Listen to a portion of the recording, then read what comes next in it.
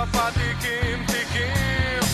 Pinilit kong gustuhin, bisyo'y nagsimulang lumalim. Kaya ngayon ang hirap tanggalin. Kabilin-bilinan ng lola, huwag nang uminom ng serbesa. Ito hindi inuming pang bata, mag-soft drinks ka na lang muna. Pero ngayon ako'y matanda na, lola pahingi ng pangtoma. Ayan na nga,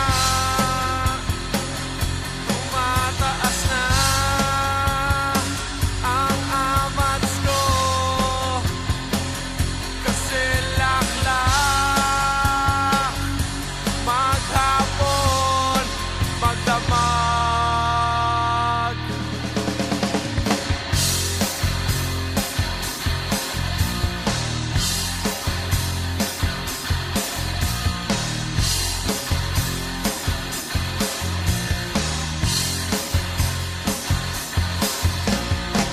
Di bali nang hindi kumain, basta may tomang nakahain. Ang sabi ng lasenggo sa